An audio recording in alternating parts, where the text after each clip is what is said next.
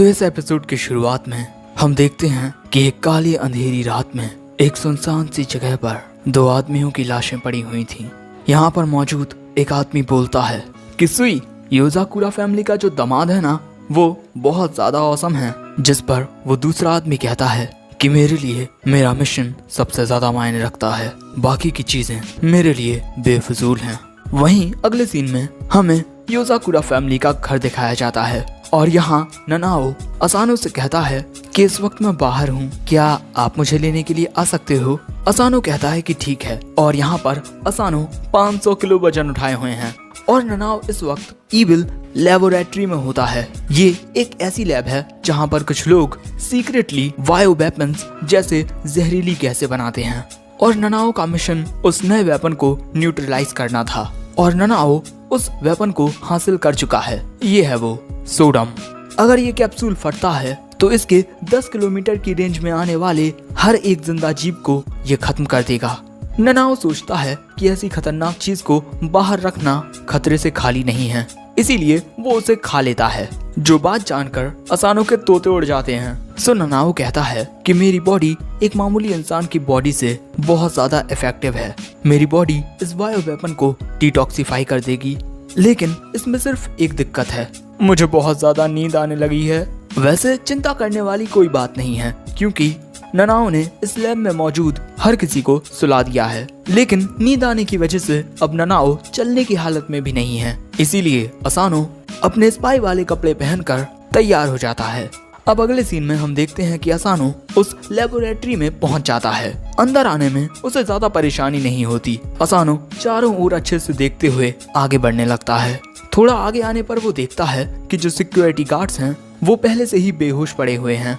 असानो को लगता है कि ये काम ननाओ ने किया है, लेकिन तभी हम देखते हैं कि एक सिक्योरिटी गार्ड असानो पर फायर करने ही वाला था, लेकिन तभी एक दूसरा शख्स उस गार्ड पर हमला कर देता है और इसके बाद हमें वो दो आदमी देखने को मिलते हैं जो हमें इस एपिसोड के शुरू में दिखे थे। सुई पूछता है कि क्या तुम भी यहाँ पर किसी मिशन के लिए आए हो तायो असानो, लेकिन तभी उसका साथी कहता है कि असानो कहाँ पर है वो असानो को पहचान नहीं पा रहा था क्योंकि उसका चश्मा उसके सिर पर था। अब इसके बाद सुई असानो को अपने बारे में बताता है, मैं सुई आवी हूँ और वो मेरा साथी ओगा इनुकामी है, और वो असानो को अपना कार्ड देता है। और इसके बाद हमें पता चलता है कि ये दोनों एक गवर्नमेंट ऑपरेटेड इंटेलिजेंस यूनिट के मेंबर हैं, हिना गीकू, यानी ये दोनों गवर्नमेंट स्पाई हैं और इस लैब को खत्म करने के लिए आए हैं। अब इसके बाद सुई ओगा से पूछता है कि अंदर के हालात कैसे हैं। ओगा सुनकर और सूंघकर बताता है कि साउथ ईस्ट की ओर वो 5 लोगों के कदमों की आहट सुन सकता है और उनके पास हथियार भी हैं। अब इसके बाद ये दोनों अपने मिशन को पूरा करने के लिए जाने लगते हैं, लेकिन तभी ओगा कहता है कि तुम भी हमारे साथ क्यों नहीं चलते असानो। ये बात सुनकर असानो हैरान हो जाता है और इसके बाद ओगा उसे अपने साथ लेकर जाने लगता है। ये दोनों इनके सामने आने वाले दुश्मनों को आसानी से हराते जाते हैं। असानो भी उनकी पूरी मदद करता है। असानो की काबिलियत देखकर ओगा तो बहुत ज्यादा इम्प्रेस हो जाता है, लेकिन सुई उस पर ज्यादा ध्यान नहीं देता। इसके बाद आगे बढ़ते हुए ये तीनों एक गेट के पास पहुंचते हैं। इस कमरे के अंदर आते ही असानो को ननाओ मिल जाता है जो कि बड़े आराम से सो रहा होता है और उसे सही सलामत देखकर असानो चैन की सांस लेता है, लेकिन तभी ओगा अपनी चेन से ननाओ पर हमला कर देता है। सो असानो एक चाकू फेंक कर उस हमले को रोक देता है और इसके बाद ओगा असानो को ननाओ से दूर जाने को कहता है क्योंकि इनका मिशन ननाओ को खत्म करना है। असानो कहता है कि तुम्हारा मिशन तो लैब को तबाह करना था, ना कि इसे खत्म करना। सुई कहता है कि हम इस लैब को काफी वक्त से मॉनिटर कर रहे हैं और हमने तुम्हारी बातचीत को भी सुना है। तुम दोनों की वजह से हमारा ये मिशन बहुत ज्यादा आसान हो गया है, जिसके लिए मैं तुम्हें शुक्रिया कहता हूँ, लेकिन इसने उस वेपन को निगल लिया है जिससे ये हमारे लिए एक खतरा बन गया है। इसीलिए हमें इस लैब के साथ इसे भी खत्म करना होगा, इसीलिए अब दूर हट जाओ। अब इनकी ये बातें सुनकर असानो खड़ा होकर कहता है कि अगर तुम मेरे साले को मारना चाहते हो तो पहले तुम्हें मेरा सामना करना होगा। ये बात सुनकर सुई अगले ही पल में बिजली की रफ्तार के साथ असानो पर वार करते हुए दूसरी ओर आ जाता है और कहता है कि एक स्पाई को अपने इमोशंस पर काबू रखना चाहिए। सुई के हमले से असानो की बंदूक कट जाती है और उसे कई सारे घाव लगते हैं जिससे वो वहीं गिर पड़ता है। और सुई कहता है कि क्या योजाकुरा फैमिली सिर्फ इतना ही कर सकती है। वैसे ये देखकर ओगा को काफी गुस्सा आता है, लेकिन वो सुई के खिलाफ कुछ नहीं कर सकता। और इसके बाद सुई ननाओ को खत्म करने के लिए अपनी तलवार निकालने ही वाला था, लेकिन तभी असानो उससे कहता है कि प्लीज रुक जाओ। लेकिन सुई उसकी बात नहीं सुनता और इसके बाद वो ननाओ पर हमला करने ही वाला था, लेकिन तभी ननाओ उठकर कहता है कि मैं उस सोडम को डिटॉक्सिफाई कर चुका हूँ। और वो सुई को इसका सबूत भी दिखाता है, जिसे देखकर सुई को ननाओ की बात पर यकीन हो जाता है और वो उस सबूत को ननाओ से ले लेता है ताकि वो उसे अपने सुपीरियर्स को दिखा सके। और इसी के साथ वो ननाओ को एक ऑइंटमेंट भी देता है जिससे असानो के घाव हील हो जाएंगे। वैसे यहाँ सुई कहता है कि इस लड़के की स्किल्स बहुत बेकार हैं, इसके मरने से योजाकुरा फैमिली को फायदा ही होगा। और ये कहने के बाद सुई और ओगा वहाँ से चले जाते हैं। दूसरी ओर ननाओ आकर देखता है कि असानो बेहोश हो चुका है। अब अगले दिन हम देखते हैं कि कोएचिरो ने असानो को कुछ इस प्रकार बांध कर रखा है। कोएचिरो कहता है, क्या तुम्हें पता है कि तुम्हें इस तरीके से क्यों बांधा गया है? इसका आंसर स्पाई डे के स्पाई गॉसिप मैग के फ्रंट पेज पर है। इस आर्टिकल में बताया गया है कि किस तरह हिनागिकु के गवर्नमेंट स्पाई ने तुम्हें हरा दिया, जो कि हमारे परिवार के लिए बड़ी शर्मिंदगी की बात है। और इसके अलावा इस घटना की चर्चा सोशल मीडिया पर भी हो रही है। लेकिन सबसे ज्यादा जरूरी बात कि तुम्हारी एक गलती की वजह से ननाओ मारा जा सकता था। सच में तुम बहुत ज्यादा कमजोर हो। लेकिन तभी ननाओ और मित्सुमी आकर कोएचिरो के सिर पर मारते हैं। कोएचिरो कहता है कि आखिर तुम अपने बड़े भाई को कैसे मार सकती हो। लेकिन कोएचिरो की बात को अनदेखा करके जैसे ही मित्सुमी असानो के मुंह से पट्टा हटाती है, असानो कहता है कि ये सब मेरी वजह से हुआ है। ननाओ की जान चाहते चाहते बची है और मैंने परिवार के नाम को भी मिट्टी में मिला दिया। ननाओ कहता है कि ऐसा नहीं है, मैं आपकी ही बदौलत आज जिंदा हूँ। असानो कहता है कि नहीं, मैं बहुत ज्यादा कमजोर हूँ। लेकिन तभी कोएचिरो असानो के पास आकर उसे बहुत तेजी से घुमा देता है और कहता है कि हमारे परिवार का नाम इतनी आसानी से मिट्टी में नहीं मिल सकता। लेकिन अगर तुम हर एक चीज का जिम्मेदार खुद को समझते हो तो तुम्हें सिर्फ एक काम करना होगा, हिनागिकु को हराकर फिर से हमारे परिवार का नाम ऊंचा करो। अब ये बात सुनकर असानो के अंदर हिम्मत आती है। वहीं दूसरी ओर हम एक मेट्रो के अंदर एक आदमी को देखते हैं जो पूरी सीट पर अकेला पैर फैलाए बैठा हुआ था, जिसकी वजह से दूसरों को भी परेशानी हो रही थी। वहीं पर सुई भी खड़ा हुआ था। वैसे ये आदमी सुई के साथ बहस करने लगता है। सुई अपनी तलवार निकालकर उस आदमी के कपड़ों को फाड़ देता है, जिससे बेचारे की इज्जत तार तार हो जाती है। और सुई दूसरी ओर आकर खड़ा हो जाता है और उसके बगल में खड़ा हुआ था असानो। सुई पूछता है कि तुम यहाँ क्या करने के लिए आए हो तायो असानो? क्या तुम यहाँ पर बदला लेने के लिए आए हो? लेकिन असानो तो यहाँ पर अपने परिवार की इज्जत वापस हासिल करने के लिए आया था, जिसके बारे में कोएचिरो ने बताया था कि हिनागिकु एक इलाइट गवर्नमेंट स्पाइस की यूनिट है जिनके पास यूनिक स्किल्स होती हैं।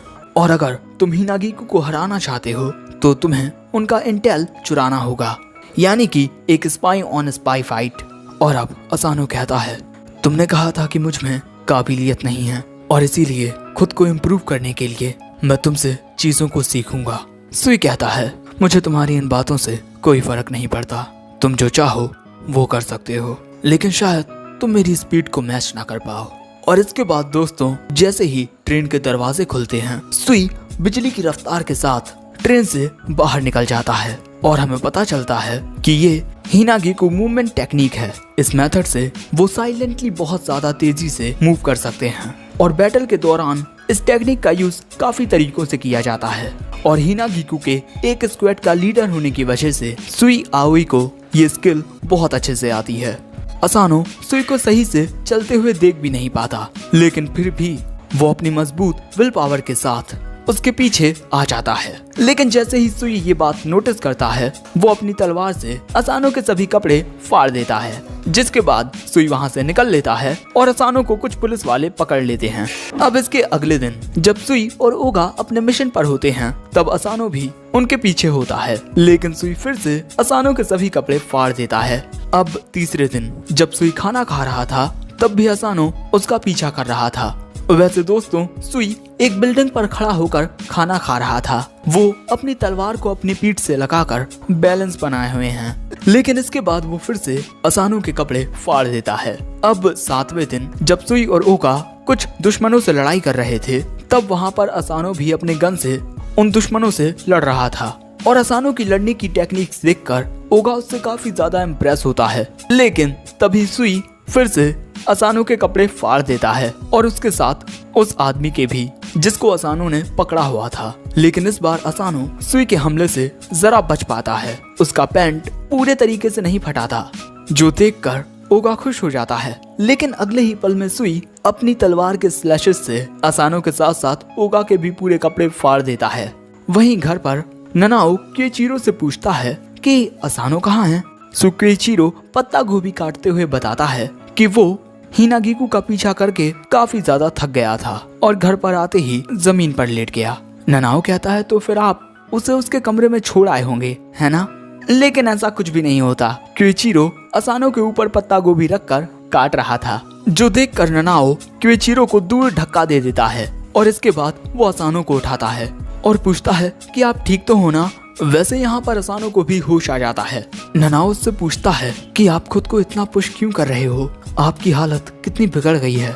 असानू कहता है कि मुझे मेहनत करने की जरूरत है, मैं उनके मुकाबले कुछ भी नहीं हूँ, मैं बहुत ज्यादा कमजोर हूँ, मैं उस दिन तुम्हें तक बचा ना सका। लेकिन ननाओ कहता है कि ऐसा कुछ भी नहीं है, आपने ऐसी ऐसी चीजें करके दिखाई हैं जो दूसरे सोच तक नहीं सकते। आप जैसा एक बहादुर लड़का आखिर कमजोर कैसे हो सकता है? दूसरे भले ही आपके बारे में कुछ भी कहें, लेकिन मेरी नजरों में आप बहुत ज्यादा कूल हो। लेकिन तभी क्यूइचिरो बीच में आकर कहता है कि तुम गलत मत समझो ननाओ, इसे बस बार बार नंगा होने की आदत पड़ गई है। ये सुनते ही ननाओ को गुस्सा आता है और वो एक पंच मारकर क्यूइचिरो को दूर उड़ा देता है। लेकिन तभी असानू कहता है कि आदत। और इसके बाद 10वें दिन और इस वक्त रात होती है। ओके, हम देखते हैं कि सुई एक पत्थर को साफ कर रहा था और वहीं पर असानू आ जाता है। ये सुई का हर दिन का काम है। सुई कहता है कि तुम इकलौते ऐसे पर्सन हो जो मुझे पूरे दिन तक फॉलो कर पाया है। वहीं असानू सोचता है कि एक ग्रेवस्टोन, आखिर ये किसकी कब्र है? अब इसके बाद सुई अपनी तलवार निकालते हुए कहता है, तुमने जो मेहनत की है मैं उसकी इज्जत करता हूँ, लेकिन तुम्हें ये बात समझनी चाहिए कि तुम मुझे कभी नहीं हरा सकते और अब मैं ये सब खत्म करने वाला हूँ। अब इसके बाद असानू और सुई एक दूसरे के आमने सामने खड़े हुए थे और इसके बाद सुई असानू पर हमला करने के लिए जाता है, लेकिन असानू सुई के हाथ को पकड़ लेता है। यहाँ पर असानू को एक आदत हो गई है, उसका शरीर ये जान जाता है कि सुई कब हमला करने वाला है, क्योंकि वो कई दफा सुई के हमलों को झेल चुका है। और भले से ही मैं सुई को हरा ना सकूं, लेकिन मैं उसका मुकाबला जरूर करूंगा। और इसके बाद असानू सुई को हवा में फेंक देता है। सुई बड़े आराम से नीचे आकर असानू की ओर देखकर मन में कहता है कि अब मुझे समझ आया कि आखिर क्यों योजाकुराज ने इसे अपनाया। वैसे दोस्तों, यहाँ पर जो ओगा होता है वो सब छुपकर देख रहा था। सुई उससे कहता है कि वो असानू के जख्मों की मरहम पट्टी कर दे। अब हम देखते हैं कि असानू के जख्मों की मरहम पट्टी हो चुकी है। ओगा असानू से कहता है, मुझे तो ये देखकर यकीन ही नहीं हुआ कि तुमने सुई के हमले को डॉज कर दिया। सुई कहता है कि इसने डॉज नहीं किया है, इसे बस मेरी आदतें समझ आ गईं। लेकिन इसका मतलब ये है कि इस बच्चे में काफी पोटेंशियल है। और ये कहने के बाद सुई वहाँ से जाने लगता है और असानू उसे बस देखता रह जाता है। अब इसके कुछ टाइम बाद लोग उस आर्टिकल के बारे में भूल जाते हैं जिसमें बताया गया था कि सुई ने असानू को किस तरीके से हरा दिया था। लेकिन असानू एक अलग ही तरीके से काफी फेमस हो चुका है। मुझे बताने की जरूरत नहीं है, तुम लोग खुद ही देख लो। जो देखकर बेचारे के होश उड़े हुए थे। और यहाँ मित्सुमी कहती है कि चिंता मत करो, मैं तुमसे हमेशा प्यार करूंगी। असानू चिल्लाकर कहता है कि ऐसा कुछ नहीं है, ये बस एक गलत फहमी है। और इसी के साथ ये एपिसोड एंड हो जाता है। वैसे अगर एपिसोड पसंद आया हो तो लाइक करना, कमेंट करके बताना कि एपिसोड कैसा लगा और अगला एपिसोड देखने के लिए तुम कितने ज्यादा एक्साइटेड हो। And in the end, thanks for watching, sayonara. Episode 8 की शुरुआत में हमें एक पार्टी का सीन दिखाया जाता है जहाँ पर एक बड़ा ही अजीब सा बंदा होता है। बिल्कुल एक जोकर की तरह। और जो हिनागिकू स्पाई थे वो उसे मॉनिटर कर रहे थे। एक आदमी कहता है, हमें माफ कर दीजिए, हम फिर से फेल हो गए। ये बात सुन वो औरत कहती है कि अगर ऐसी बात है तो मुझे अपने बैकअप प्लान का यूज करना होगा। और वहीं पर दोस्तों असानो की भी फोटो लगी हुई थी। अब इसके अगले सीन में हम मित्सुमी और असानो को देखते हैं। मित्सुमी ने असानो की मदद मांगी है एक काम करने में, और उस काम के लिए ही असानो इतना सारा सामान लेकर जा रहा है। वैसे जाते हुए असानो की नजर एक फैमिली पर पड़ती है जो एक साथ वक्त गुजार रहे थे।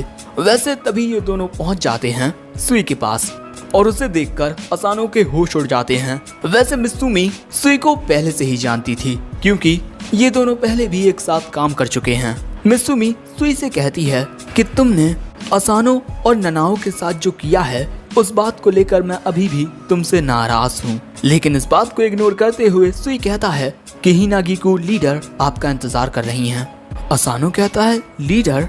वैसे अगले सीन में ये तीनों पहुंच जाते हैं एक कैफे के अंदर आकर सुई कहता है 3 Hinagiku ultra super totally deluxe gigantic crazy special monster extreme cafe letters. ये बात सुन वो आदमी कुछ बटन्स दबाता है और अगले ही पल में इन तीनों के नीचे से जमीन गायब हो जाती है और ये तीनों नीचे गिरने लगते हैं। लेकिन मित्सुमी को तो सुई पकड़ लेता है, लेकिन हमारा बेचारा असानो, ये लोग जमीन में 300 मीटर नीचे जा रहे हैं और यही है गवर्नमेंट इंटेलिजेंस ब्यूरो हिनागिकू।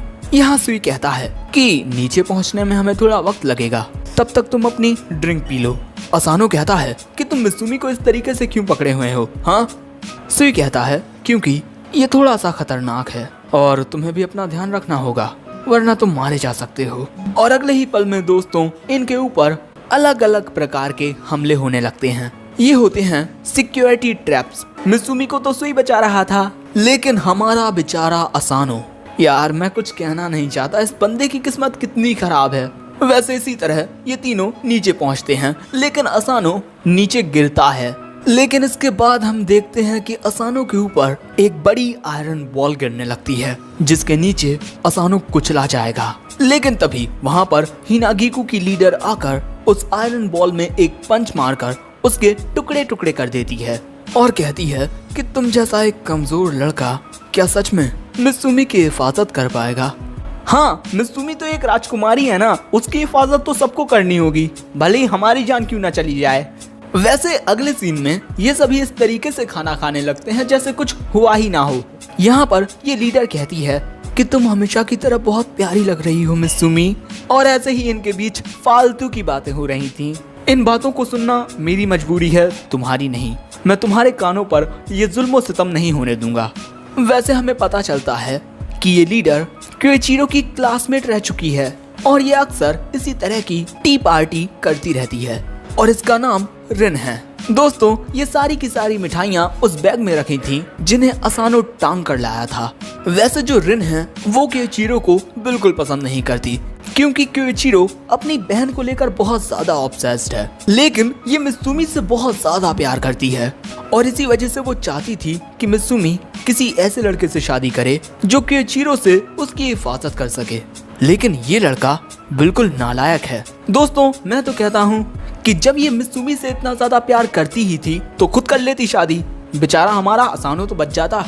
वैसे असानो के बारे में रिन को सुई ने बताया है कि असानो में ज्यादा काबिलियत नहीं है। अब इनकी फालतू की बातें और आगे बढ़ती इससे पहले वहाँ पर एक धमाका होता है क्योंकि दोस्तों यहाँ पर आ चुका था क्योइचिरो मित्सुमी को लेने के लिए। लेकिन रिन कहती है कि इस वक्त हम एक टी पार्टी कर रहे हैं, इसी वजह से यहाँ से चले जाओ, समझे? क्योइचिरो कहता है कि मित्सुमी का एक फीमेल गोरिल्ला के साथ रहना उसकी मानसिकता के लिए खराब हो सकता है। बिल्कुल सही कहा, पहली बार इस बंदे ने सही कहा है। देखो इस औरत को, ये किसी गोरिल्ला की मेले में बिछड़ी हुई बहन लगती है।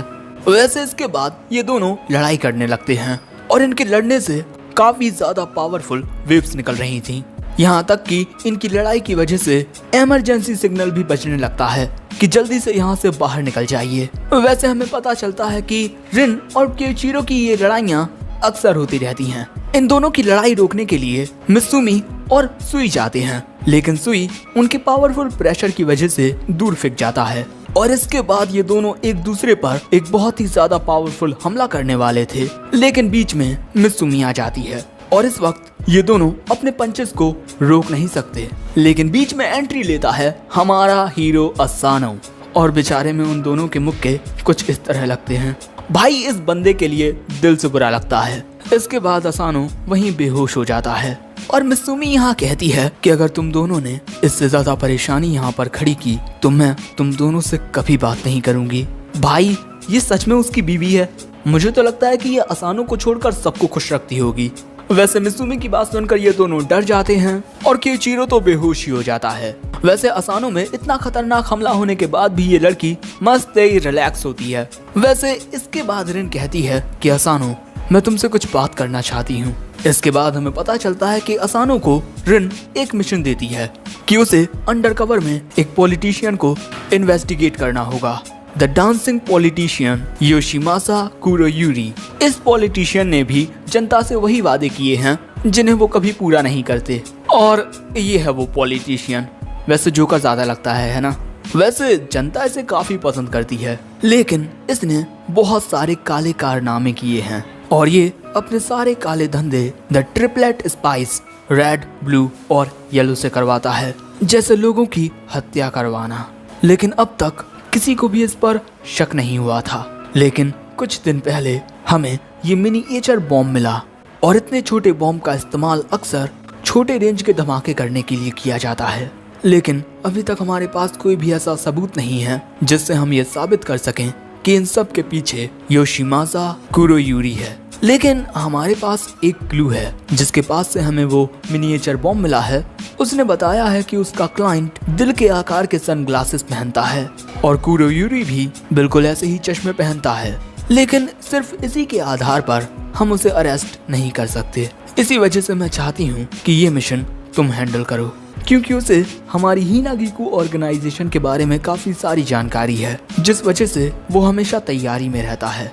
लेकिन तुम जैसे एक आउटसाइडर पर वो इतना शक नहीं करेगा। और इसके बाद रिन एक चुटकी बजाती है और अगले ही पल में हम देखते हैं कि सुई और मित्सुमी असानो की वेशभूषा ही बदल देते हैं।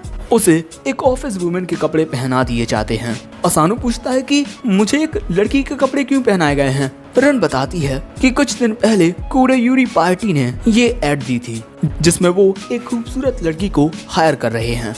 वैसे अब इस मिशन की जिम्मेदारी तुम्हारे कंधों पर है। अब इसके बाद हमें कुरोयूरी पार्टी का सीन दिखाया जाता है, जहाँ पर कुरोयूरी अपनी एक नई कॉमरेड को इंट्रोड्यूस करने वाला है, योको असादा। असल में ये हमारा असानो ही है। इसके बाद कुरोयूरी योको के पास आकर कहता है कि अब से तुम हमारे हीरो वाले परिवार का हिस्सा हो। लेकिन यहाँ पर कुछ ऐसे भी लोग होते हैं जिन्हें कुरोयूरी बिल्कुल भी पसंद नहीं होता और वो उसके खिलाफ मोर्चा कर रहे थे। और अचानक ही वो लोग स्टेज पर चढ़कर तोड़फोड़ करने लगते हैं। लेकिन इसी तोड़फोड़ की वजह से एक बड़ा सा साउंड एक आदमी पर गिरने वाला था, लेकिन कुरोयूरी आकर उसे बचा लेता है।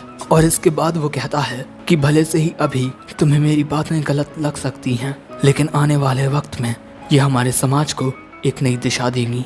और दोस्तों, कुरोयूरी को उस आदमी को बचाते वक्त खुद काफी चोट आ जाती है, लेकिन फिर भी कुरोयूरी उस आदमी की ओर अपना दोस्ती का हाथ बढ़ाता है और वो आदमी भी हाथ मिला लेता है।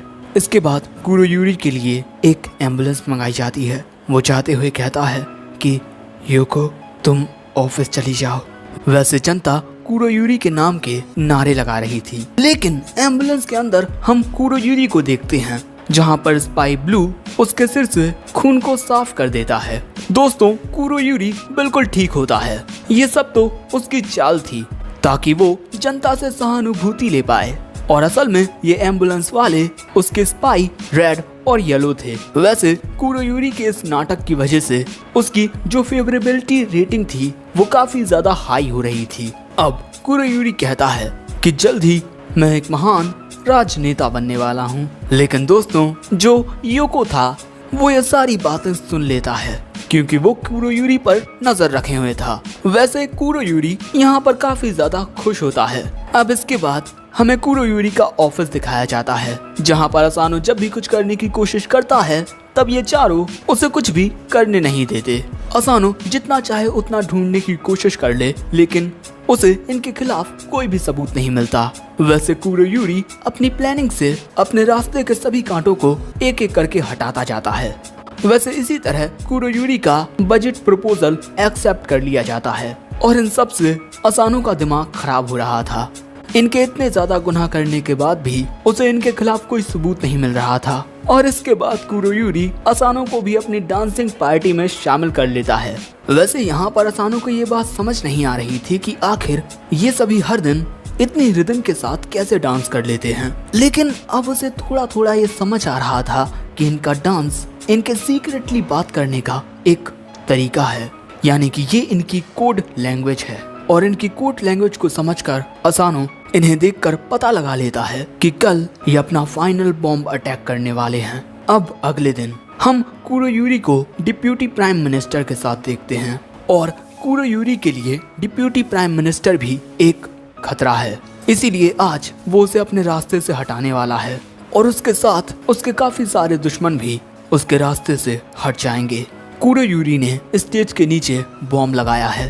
बॉम्ब के आसपास वाले लोग तुरंत मर जाएंगे और धमाके के दौरान मैं खुद को कुछ नकली चोटें लगा लूंगा। चलो शुरू करते हैं। और इसके बाद वो जैसे ही बटन दबाता है एक धमाका तो होता है, लेकिन इस जगह के बाहर अब कुरोयूरी को समझ नहीं आता कि क्या हुआ। लेकिन दोस्तों असानो ने बॉम्ब को स्टेज से बाहर शिफ्ट कर दिया था क्योंकि उसके पास बॉम्ब को डिफ्यूज करने का वक्त नहीं था। असानो को लग रहा था कि उसने अपना काम कर दिया, लेकिन तभी कुरोयूरी उसके ऊपर अपनी गन तान देता है और कहता है कि तुमने ये तो बहुत बढ़िया कर दिया, लेकिन मैंने एक और बॉम्ब लगाया है मिस्टर तायो असानो। और इसके बाद वो असानो में गोली मार देता है जिससे असानो वहीं गिर जाता है। और इसके बाद कुरोयूरी अपना दूसरा धमाका करता है।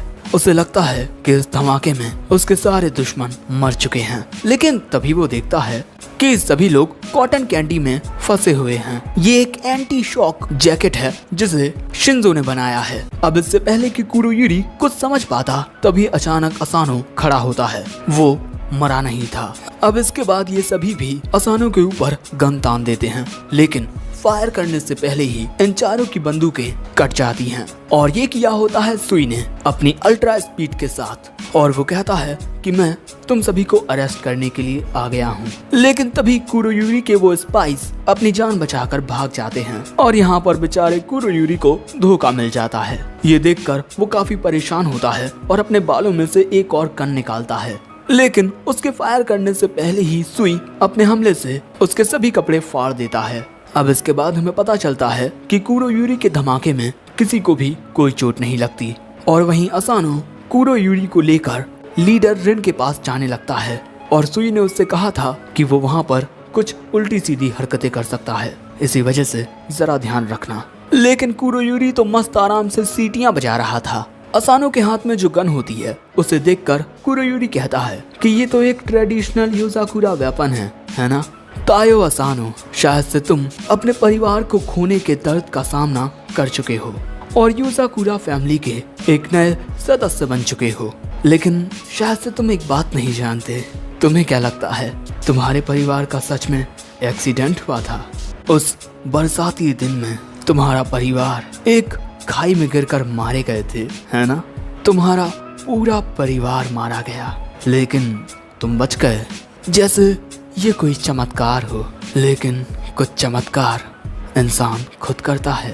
ये बात सुन असानो गुस्से में कहता है कि आखिर तुम ये सब क्या कह रहे हो?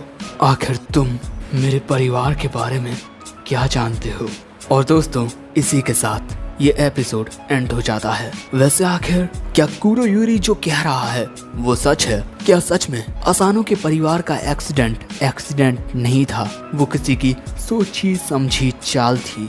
देखो मुझे नहीं पता, इनके जवाब तो हमें अगले एपिसोड में मिलेंगे जो कल आ जाएगा। और हाँ, ये एपिसोड बहुत ज़्यादा लेट है तो यार माफ़ कर दो, तुम्हें पता है कि मेरे एग्जाम चल रहे हैं। हाँ वैसे अगर एपिसोड पसंद आया हो तो लाइक करना, कमेंट करके बताना कि एपिसोड कैसा लगा। और देखो मेरी ये बात बिल्कुल सच है कि मित्सुमी अपने पति को छोड़कर सबको खुश रखती है।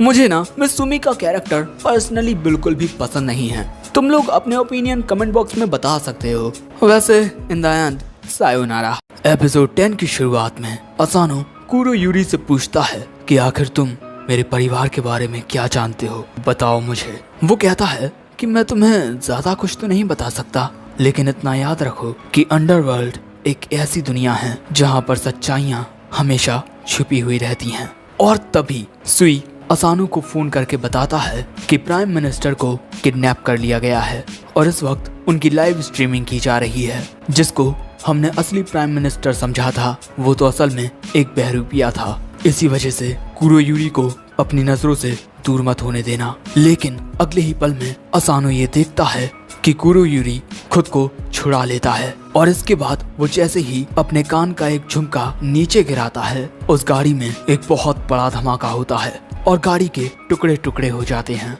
वहीं हमें योसाकुरा फैमिली का घर दिखाया जाता है जहां पर ननाओ एक एक्सपेरिमेंट कर रहा था, लेकिन एक्सपेरिमेंट थोड़ा बिगड़ जाता है जिसकी वजह से उसकी हालत कुछ ऐसी हो जाती है।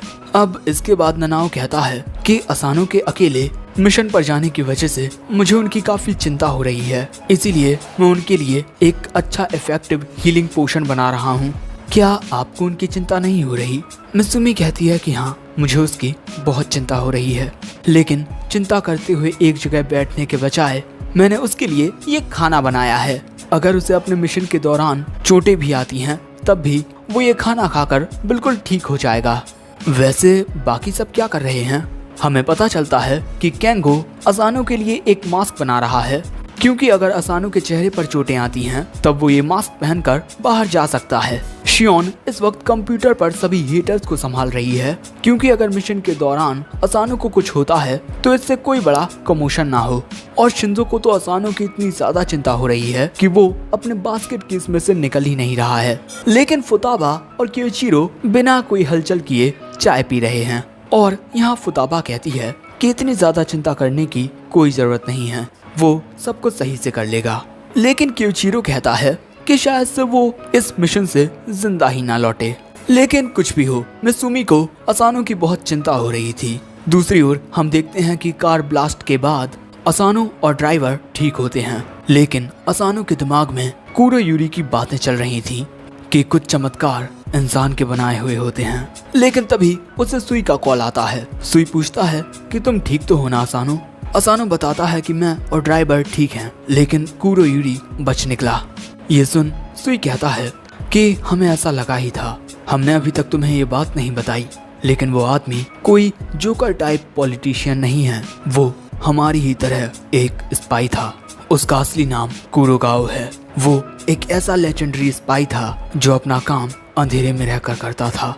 हमें लगा कि वो 5 या 6 साल पहले मारा गया, लेकिन वो जिंदा था और हमने ये मिशन इसी वजह से किया ताकि हम पता लगा सकें कि आखिर उसके असली इरादे क्या थे। हमने प्राइम मिनिस्टर के ऊपर एक GPS लगा दिया था जिसके जरिए हम उन्हें लोकेट कर सकते हैं। तुम वापस हेडक्वार्टर जा सकते हो। लेकिन दोस्तों, कुरोयूरी ने असानो से कहा था कि अंडरवर्ल्ड की दुनिया में सच्चाइयाँ अक्सर छुपी हुई होती हैं। दूसरी ओर प्राइम मिनिस्टर की आंखों से पट्टियां हटती हैं और उनके सामने होता है कुरोयूरी। और दोस्तों, इस वक्त ये सब कुछ लाइव स्ट्रीम किया जा रहा है। यहाँ प्राइम मिनिस्टर कुरोयूरी से कहते हैं कि तुम पॉलिटिशियन के नाम पर एक काला धब्बा हो, तुम बस एक आतंकवादी हो। लेकिन तभी कुरोयूरी अपनी बिग उतारते हुए कहता है कि तुम अब तक मुझे नहीं पहचान सके। शायद से मेरा चेहरा देखकर तुम्हें यकीन ही ना हो कि मैं अब तक जिंदा हूँ। और अब जैसे ही प्राइम मिनिस्टर कुरोयूरी का असली चेहरा देखते हैं, वो घबरा जाते हैं। इस इंसान की आंखें काली होती हैं और अब ये पर्सन बहुत ही ज्यादा खतरनाक लग रहा है और यही है कुरोगाओ। और कुरोगाओ यहाँ कहता है कि आज मैं यहाँ कुरोयूरी पार्टी का लीडर बनकर नहीं, बल्कि एक पिता बनकर बात करने वाला हूँ जिसने अपनी बेटी को खोया है। मैं अब तक कई सारे पॉलिटिशियंस से बदला ले चुका हूँ, लेकिन सारी कहानी तो सिर्फ तुम ही जानते हो। और इसके बाद वो प्राइम मिनिस्टर के ऊपर अपनी बंदूक तान कर कहता है, तो क्या अब तुम सभी के सामने सच बयां करोगे या फिर मरना पसंद करोगे? जिस पर प्राइम मिनिस्टर कहते हैं कि अगर मैंने इतनी आसानी से सब सच बता दिया तो मैं एक पॉलिटिशियन के नाम पर धब्बा होऊंगा।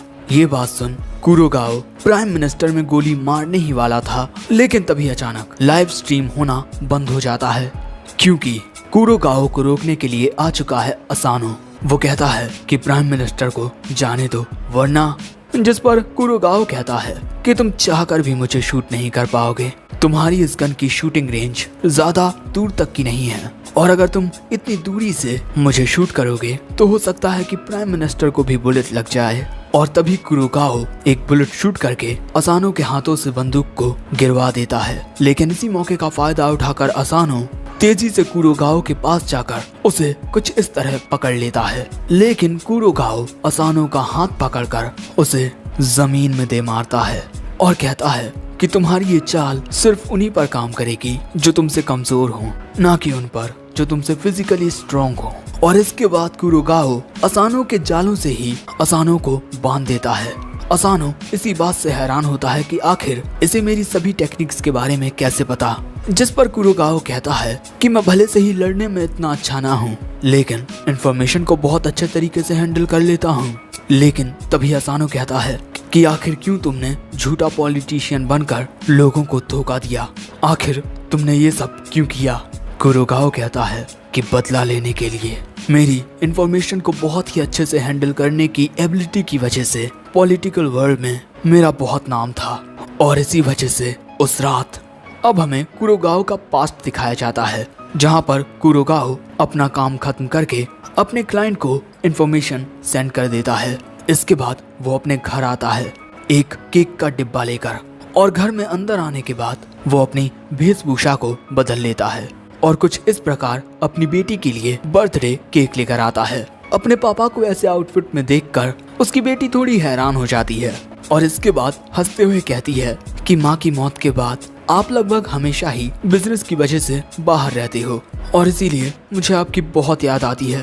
वैसे मेरे जन्मदिन पर घर आने के लिए शुक्रिया पापा, चलिए साथ में केक खाते हैं।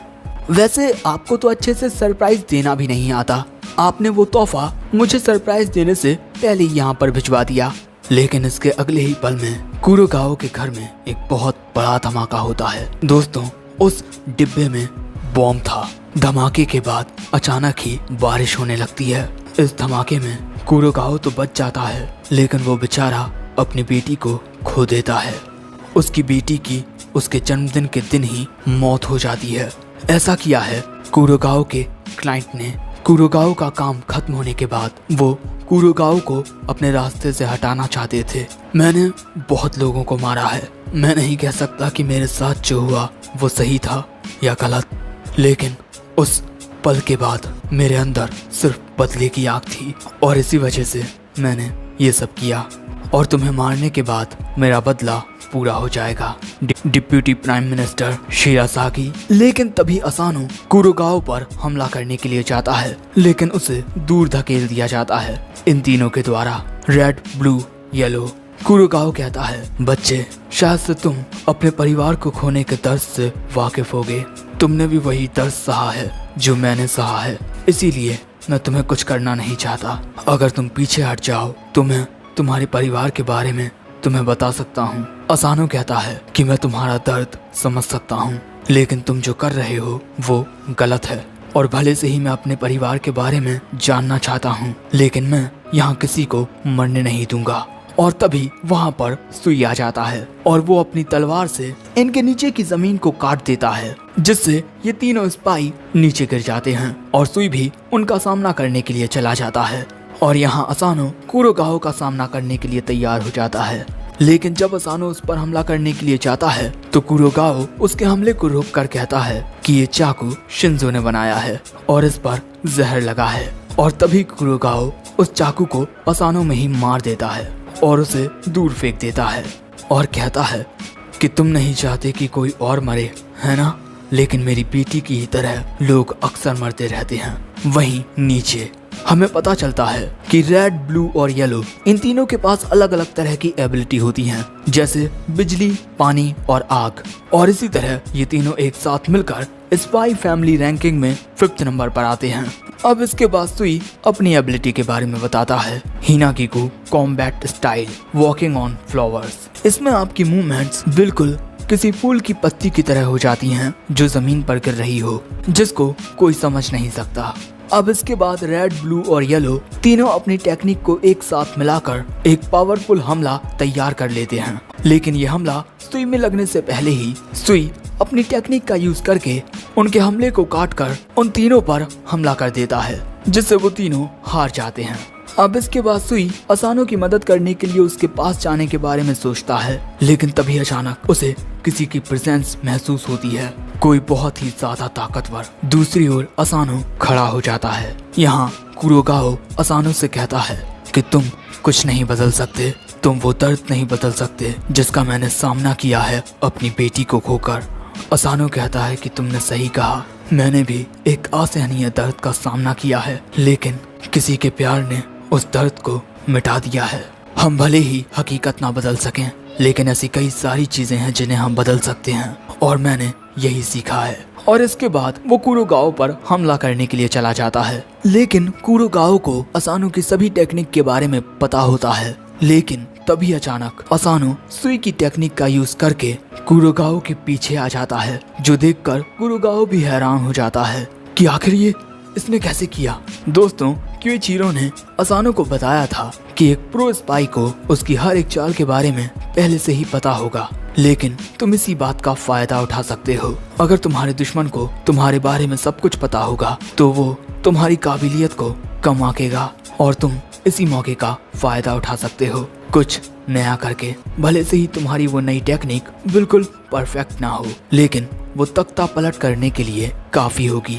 अब जैसे ही असानो कुरोगाओ के पीछे आता है, कुरोगाओ एक चाकू से उस पर हमला करता है, लेकिन उस हमले का असानो पर कोई असर नहीं होता। और इससे पहले कि कुरोगाओ असानो पर गन से फायर करता, असानो उसके हाथ को ही दूसरी ओर कर देता है और कुछ गम से उसकी गन को जैम कर देता है, और इसके बाद अपने धागों का इस्तेमाल करके कुरोगाओ को अच्छे से जकड़ लेता है। अब कुरोगाओ कहता है कि बच्चे, तुमने मुझे हरा ही दिया, शायद से मेरा अंत ऐसे ही होना था, लेकिन तुम मुझसे बहुत अलग हो। तुमने हार मानने से इनकार कर दिया, तुमने चुनौती का सामना करने का फैसला लिया। मैं तुम्हें सिर्फ इतना ही बता सकता हूँ। यहाँ पर वो असानो के हाथ में एक पर्ची दे देता है, और इससे पहले कि वो उससे कुछ और कहता, उसके गले में एक बुलेट आकर लगती है। असानो को समझ नहीं आता कि आखिर ये बुलेट कहाँ से आई, और अब कुरोगाओ मरते हुए कहता है कि इसी तरह बहादुरी के साथ आगे बढ़ते रहो, और कुरोगाओ यहाँ मारा जाता है। अब सुई असानो के पास आकर कहता है कि शायद से ये काम किसी अशेसियन का है, तुमने अपना मिशन बहुत अच्छे से किया असानो तायो। लेकिन कुरोगाओ की मौत पर असानो दुखी होता है। अब इसके बाद हम देखते हैं कि असानो उस जगह पर आ जाता है जिसके बारे में उस पर्ची में बताया था। मैदान के बीचों बीच एक पेड़, कुरोगाओ ने अपनी बेटी को यहीं दफनाया है ताकि वो हमेशा उस बीच को देख पाए जहाँ पर हम अक्सर खेलने के लिए जाया करते थे। यहाँ आकर असानो उसकी कब्र पर कुछ फूल रख देता है और उसके लिए प्रार्थना करता है, और यहाँ पेड़ में एक छोटा सा होल होता है, और यहाँ असानो को वो चीज मिलती है जिसकी उसे जरूरत थी। अब इसके बाद असानो अपने घर आ जाता है। घर पर सभी उसका स्वागत करने के लिए बाहर ही खड़े हुए थे, और असानो के आते ही मित्सुमी उसके गले लग जाती है, और इसके बाद सभी असानो को कांग्रेचुलेट करने लगते हैं उसके मिशन के पूरा होने पर। लेकिन क्योइचिरो थोड़ा उदास होता है क्योंकि असानो जिंदा है, लेकिन असानो अपने पूरे परिवार को देखकर खुश होता है। और इसी के साथ ये एपिसोड एंड हो जाता है। तो दोस्तों, तुम्हें क्या लगता है, क्या कुरोगाओ ने जो किया वो सही था? कमेंट करके जरूर बताना, और अगर चाहो तो हमारे चैनल की मेंबरशिप को भी ज्वाइन कर सकते हो। And in the end, thanks for watching, sayonara. Episode 10 की शुरुआत में हम देखते हैं कि ये सभी मिशन के पूरा होने पर एक पार्टी कर रहे थे जिसका नाम हिनागिकु हॉट पॉट है, और टीम लीडर रिन असानो से काफी खुश होती हैं। हिनागिकु हॉट पॉट पार्टी में जो टीम लीडर रिन होती हैं, वो अपने सबऑर्डिनेट्स को तरह तरह के व्यंजन खिलाती हैं। लेकिन यहाँ पर एक बिन बुलाया मेहमान भी होता है, क्योइचिरो। रिन कहती है कि यहाँ से चले जाओ, लेकिन क्योइचिरो यहाँ पर युसाकुरा फैमिली की ट्रेडिशनल शराब लेकर आया था, इसीलिए रिन आज उसे यहाँ पर आने की इजाजत दे देती हैं। अब इसके बाद जो सुई होता है वो वहाँ पर मरे पड़े बड़े बड़े जानवरों के अपनी शॉर्ट टेक्निक से छोटे छोटे पीसेस कर देता है। अब इसके बाद असानो मित्सुमी के लिए एक बाउल तैयार करता है, और उसे मित्सुमी को देने ही वाला था, लेकिन तभी क्योइचिरो वो खाना असानो के मुंह में ही ठूस देता है और कहता है कि तुम्हें मित्सुमी को खाना देने का अधिकार किसने दिया? ये लो मित्सुमी, मैं तुम्हें खाना देता हूँ। लेकिन तभी रिन आकर उसे रोक देती है, जिस वजह से क्योइचिरो को गुस्सा आ जाता है और इसके बाद ये दोनों उस खाने को एक दूसरे की ओर फेंकने लगते हैं, जिस वजह से ये सभी उन दोनों से जरा दूर आ जाते हैं। और बेचारा ओगा जब स्वादिष्ट मीट खाने के लिए जाता है तब उन दोनों की लड़ाई की वजह से एक मीट का टुकड़ा ओगा में आकर लगता है और वो वहीं बेहोश हो जाता है। और अब अगर ऐसा ही चलता रहा तो इन्हें खाना खाने को नहीं मिलेगा। लेकिन तभी सुई अपनी टेक्निक का यूज करके उन दोनों की लड़ाई के बीच में से ही काफी सारा खाना लेकर आ जाता है और उन दोनों बाउल्स को मित्सुमी और असानो को दे देता है और कहता है कि इस टेक्निक का इस्तेमाल बड़े सोच समझ कर किया जाना चाहिए, वरना तुम्हारी हड्डियां भी टूट सकती हैं। और वो ये बात इनडायरेक्टली असानो से कह रहा है, क्योंकि पिछले एपिसोड में उसने सुई की टेक्निक का इस्तेमाल किया था। अब इसके अगले सीन में हम देखते हैं कि रिन और ओगा पेट भर खाना खाने के बाद सो चुके हैं। मित्सुमी और सुई बिखरे हुए खाने को साफ कर रहे थे। वहीं दूसरी ओर असानो उसी बॉक्स की ओर देख रहा था जो उसे कुरोकाओ से मिला था और इसमें उसके परिवार के बारे में जानकारी है। लेकिन तभी अचानक उसके सामने मित्सुमी कुछ इस तरह आती है जिससे वो बेचारा डर जाता है। अब इसके बाद मित्सुमी कहती है कि इस बॉक्स में तुम्हारी फैमिली के बारे में कुछ इम्पोर्टेंट जानकारी है ना? तो तुम इसे ओपन क्यों नहीं करते? लेकिन यहाँ पर असानो को इस बात का डर होता है कि इसे खोलने के बाद सब कुछ बदल जाएगा। अपने मिशन के दौरान जब मैंने कुरोकाओ का सामना किया तब मेरे दिमाग में पल भर के लिए एक ख्याल आया कि अगर मेरे परिवार को मारने वाला इंसान मेरी आंखों के सामने होता तो क्या मैं भी वही करता जो उसने किया। मैंने खुद से ये कहा है कि मैं किसी को मरने नहीं दूंगा, लेकिन उस पल मैं उस इंसान को समझ पा रहा था जो किसी को मारना चाहता था। इसीलिए कहीं ऐसा ना हो कि इस बॉक्स को खोलने के बाद मैं भी उसी के जैसा बन जाऊं।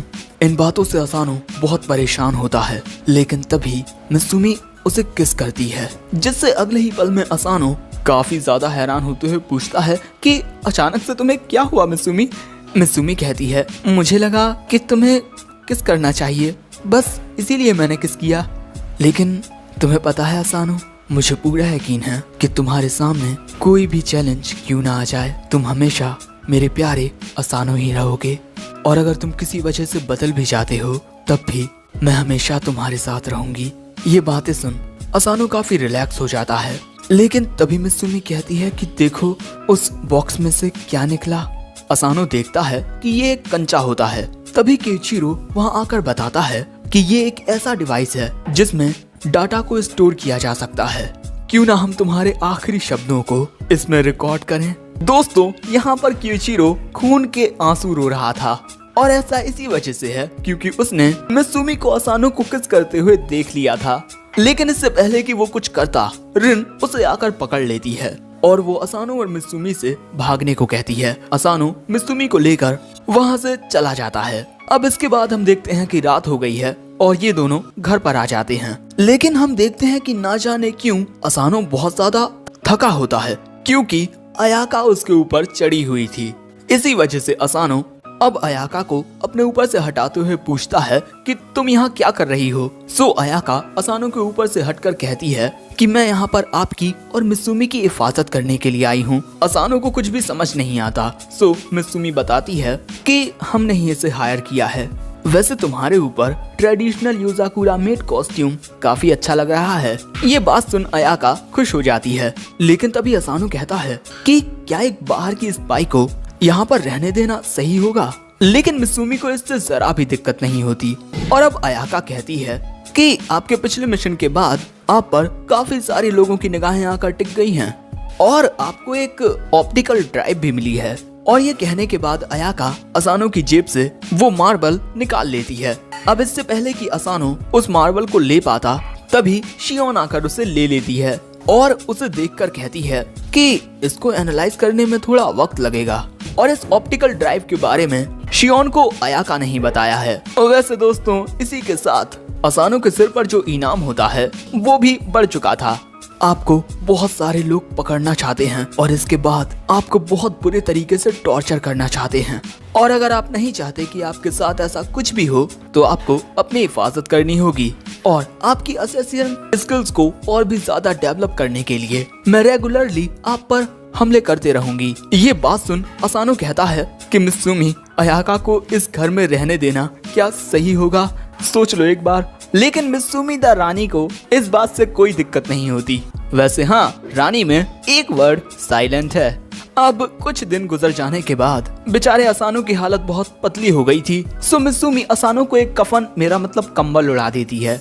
और इसके बाद मित्सुमी देखती है कि चाय बनाने के लिए क्योइचिरो की टी लीव्स खत्म हो गई हैं, इसीलिए वो ननाओ की ब्लेंड ऑफ टी का इस्तेमाल करती है। वैसे तभी असानो कहता है कि चाय मैं नहाने के बाद पीऊंगा।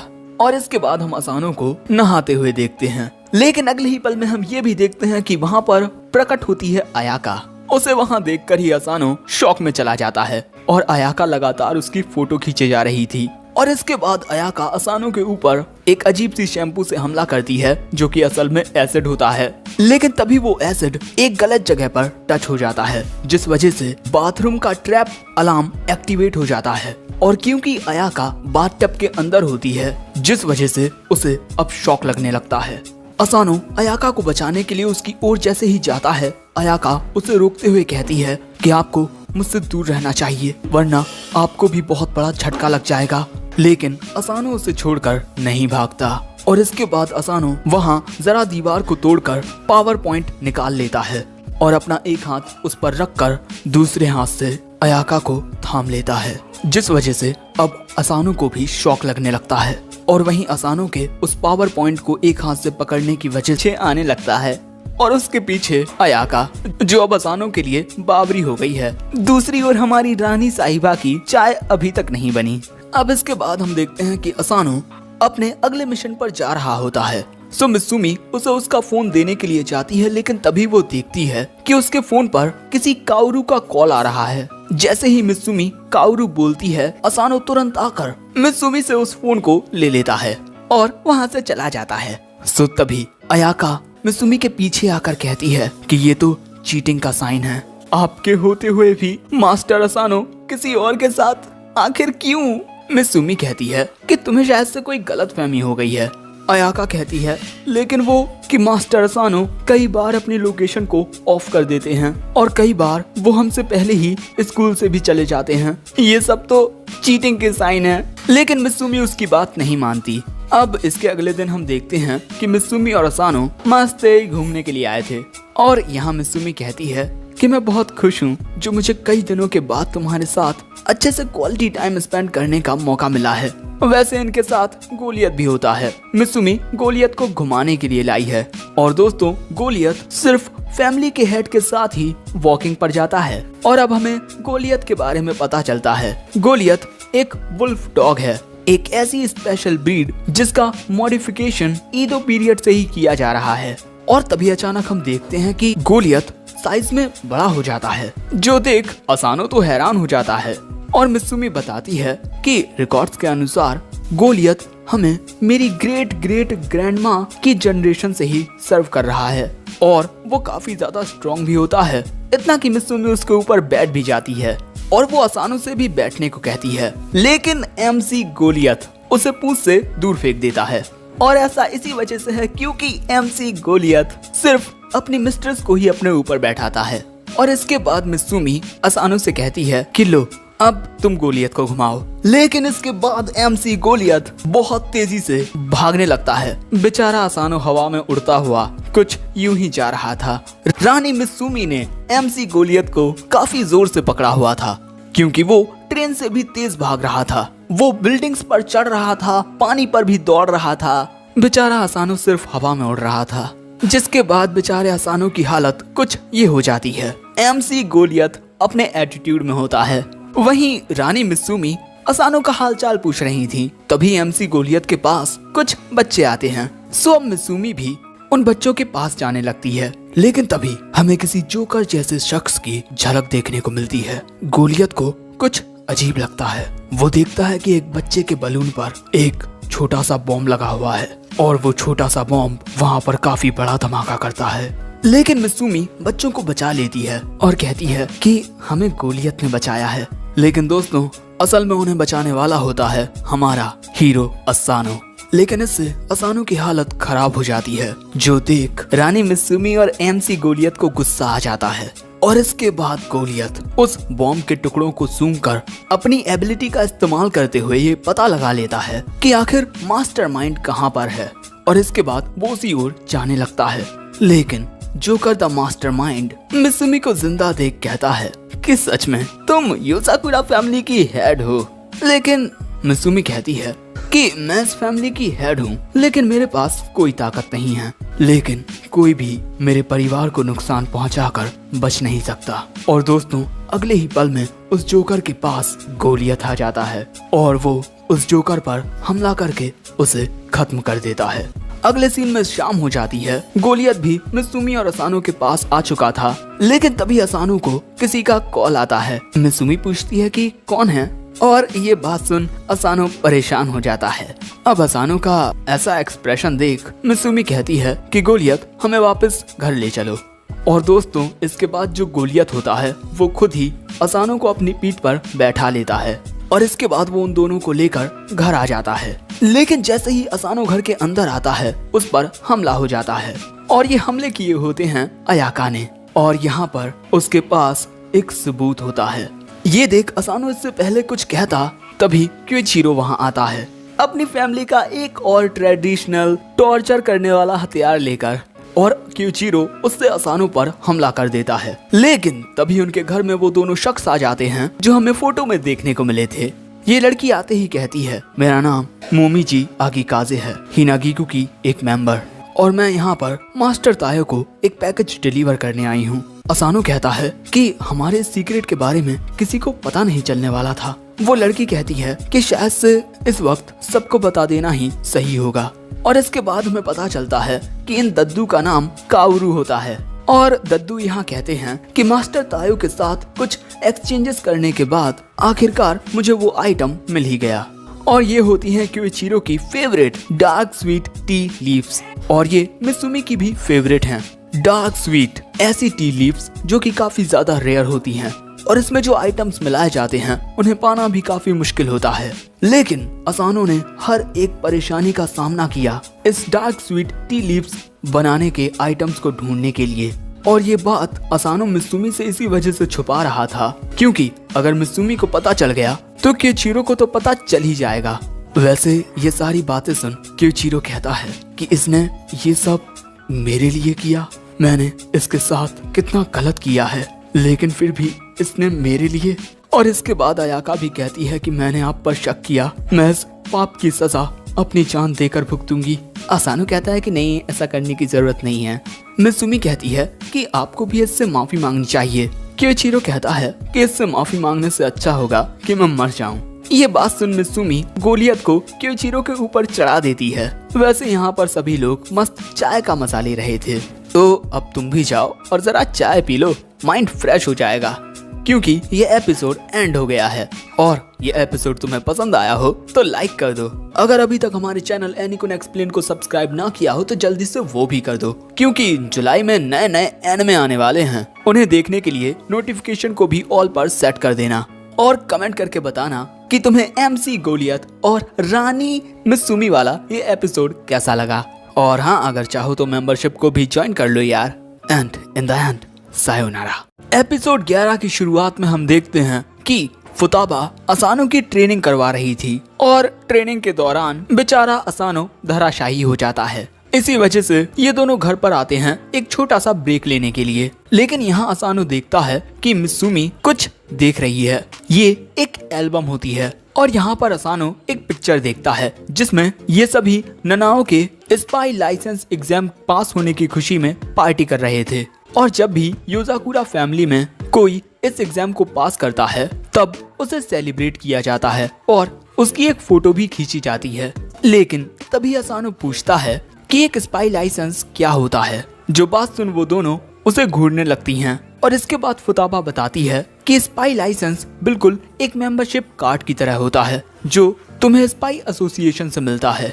और स्पाई एसोसिएशन एक ऐसी ऑर्गेनाइजेशन है जो स्पाइस के द्वारा बनाई गई है म्यूचुअल एड के लिए। और स्पाई एसोसिएशन हर साल एक एग्जाम रखती है और उस एग्जाम में पास होने के बाद आप स्पाई एसोसिएशन के एक मेंबर बन जाते हैं और आपको एक स्पाई लाइसेंस मिलता है। और यहाँ फुताबा अपना स्पाई लाइसेंस भी दिखाती है और हमें ये भी पता चलता है कि लाइसेंस मिलने के बाद हम स्पाइंग से रिलेटेड काफी सारे दूसरे काम करने के लिए एलिजिबल हो जाते हैं। सबसे पहले तुम ब्रॉन्ज रैंक पर आओगे और प्रमोशन टेस्ट पास करने के बाद तुम्हारी रैंक सिल्वर हो जाएगी और आखिर में तुम पहुंच जाओगे गोल्ड रैंक पर। जैसे जैसे तुम्हारी रैंक बढ़ती है तुम्हें और भी ज्यादा खतरनाक मिशंस मिलने लगते हैं। जो बात सुन असानो कहता है कि मैं भी लाइसेंस एग्जाम देना चाहता हूँ और ये बात सुन तभी वहाँ मुइचीरो आ जाता है और कहता है कि तुम ये एग्जाम देना चाहते हो। हमारे परिवार में हर किसी ने ये एग्जाम पहली बार में ही पास कर लिया था, लेकिन शायद से अब तुम हमारी नाक कटाने वाले हो। कैसा रहेगा अगर मैं तुम्हें अभी ठिकाने लगा दूं? ये बात सुन असानो वहाँ से भाग लेता है, लेकिन मुइचीरो उसे पकड़ लेता है। लेकिन तभी इन्हें अयाका के चिल्लाने की आवाज आती है। हम देखते हैं कि अयाका शियोन से माफी मांग रही थी और जब ये सभी शियोन के पास आते हैं तब इन्हें पता चलता है कि शियोन के एक प्रोग्राम में कुछ ग्लिचेस आ रहे हैं और ऐसा अयाका की लापरवाही की वजह से हुआ है। लेकिन तभी सामने की टीवी स्क्रीन ऑन हो जाती है जिसमें एक लड़की का साया नजर आता है और वो लड़की एक भूत होती है, जिसे देख असानो भी एक पल के लिए घबरा जाता है। लेकिन यहाँ पर फुताबा की डर की वजह से सिट्टी पिट्टी गुल हो चुकी थी और इसके बाद हमें पता चलता है कि फुताबा को भूतों से बहुत डर लगता है। ज़ॉम्बीज और मॉन्स्टर्स को ताकत से हराया जा सकता है, लेकिन ताकत भूतों पर काम नहीं करती और इसी वजह से फुताबा को भूतों से डर लगता है। एक बार हम फुताबा को हॉन्टेड हाउस में लेकर गए थे, लेकिन डर जाने की वजह से फुताबा ने उस पूरी जगह को तबाह कर दिया। लेकिन ये कल तक ठीक हो जाएंगी। लेकिन तभी अचानक छत पर से कुछ आवाज आती है जिससे फुताबा डर कर मिसुमी के ऊपर चढ़ जाती है। मिसुमी कहती है कि हवा चल रही होगी, आप इतना मत डरो। लेकिन तभी शियोन बताती है कि जब वो गोलियत के साथ अकेली होती है तब गोलियत बड़ी अजीब सी हरकतें करता है, शायद से हमारे घर में कोई भूत है। लेकिन ये बात सुनकर ही फुताबा डर के मारे मिसुमी की हालत कुछ ये कर देती है। अब इसके बाद सभी लोग अपना अपना काम करने लगते हैं क्योंकि आज का पूरा दिन फुताबा की हालत यही रहने वाली है और पूरी फैमिली को इस बात का ध्यान रखना होगा कि फुताबा के सामने कुछ भी डरावना ना आए। अब इसके बाद कार्ड्स खेलते वक्त बाथरूम के लिए फुताबा शियोन को अपने साथ ले जाती है। अब इसके बाद एक साथ खाना खाते हुए ये सभी टीवी देख रहे थे, लेकिन तभी टीवी पर एक डरावनी खबर आती है और तभी शिंजो रिमोट में बुलेट मारकर चैनल को चेंज कर देता है और सभी लोग फुताबा को VR में हसीन वादियां दिखा रहे थे। लेकिन इसके बाद केंगो फुताबा के पीछे एक डरावना मास्क पहनकर आ जाता है, जिसे देखकर फुताबा डर के मारे ननाओ के ऊपर चढ़ जाती है और वहीं शियोन केंगो को ऐसा करने की वजह से डांटने लगती है। अब इसके बाद जब मिसुमी डिनर की तैयारियां कर रही थी तब भी फुताबा उसके ऊपर चढ़ी हुई थी। नहाते वक्त भी कुछ ऐसा ही होता है। इसके बाद हम देखते हैं कि सोने का वक्त हो गया है और फुताबा अभी भी बहुत ज्यादा डरी हुई है। असानो भी रखवाली करने के लिए वहीं पर होता है, लेकिन तभी अचानक फिर से छत पर से कुछ आवाजें आने लगती हैं जिन्हें सुनकर फुताबा और भी डरने लगती है और हालात देखकर अब मिसुमी फुताबा की फेवरेट बुक निकालती है और ये किताब होती है मोमोतारो के ऊपर। पता नहीं ये कौन है। और इसके बाद मिसुमी उस बुक को पढ़ने लगती है कि एक बार की बात है जब डीमंस और इंसान हमेशा आपस में लड़ते रहते थे और इसी युद्ध के दौरान एक औरत को नदी किनारे खून से लथपथ बच्चा मिलता है। लेकिन दोस्तों तभी कहानी सुनाते हुए मिसुमी सो जाती है, जिस वजह से अब असानो कहानी को आगे सुनाने लगता है। वो औरत उस बच्चे को मोमोतारो नाम देती है ताकि ये लड़का इस दुनिया से डीमंस को खत्म करके चारों ओर शांति लाए। इसके बाद कहानी में काफी कुछ होता है और आखिर में अंतिम लड़ाई। मोमोतारो के सामने एक डीमन होता है जिसे वो मार देता है, लेकिन वो डीमन एक टाइम पर उसका बेस्ट फ्रेंड था। जिंदगी में जो होता है हमें वो स्वीकार करना ही पड़ता है, हमारे पास कोई और दूसरा रास्ता नहीं होता। इसी तरह कहानी खत्म हो जाती है और कहानी सुनकर फुताबा काफी खुश होती है क्योंकि उसे अपने बचपन की याद आ गई थी। ये किताब मेरी माँ मेरे लिए पढ़ा करती थी। उस वक्त मुझे किसी बात का कोई डर नहीं रहता था, लेकिन मेरी माँ के गुजरने से मुझे एक बहुत बड़ा धक्का लगा। आप इस दुनिया में कितने ही ताकतवर क्यों ना हो, लेकिन कुछ चीजें आप कभी नहीं बदल सकते।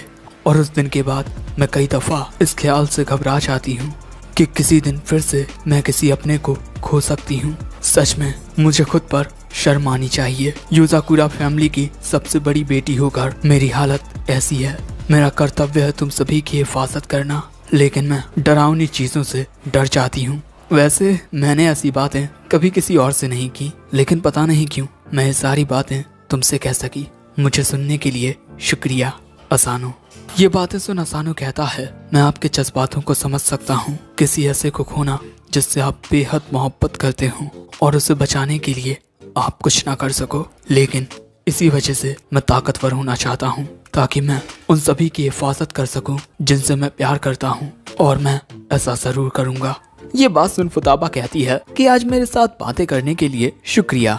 वैसे अब काफी देर हो गई है, तुम्हें भी सो जाना चाहिए। वैसे एग्जाम के लिए गुड लक। असानो भी शुक्रिया कह के वहाँ से चला जाता है। अब इसके बाद अगले दिन हमें स्पाई एसोसिएशन दिखाई जाती है जहाँ पर असानो का एग्जाम होने वाला है। एग्जाम शुरू हो चुका है। सभी परीक्षार्थियों की रेस हो रही थी और मित्सुमी असानो को चीयर करने के लिए आई हुई थी। वैसे यहाँ पर सभी के पैरों में भारी लोहे की बॉल्स बंधी हुई हैं, लेकिन फिर भी असानो अपना पूरा जोर लगाकर इस रेस को जीत जाता है।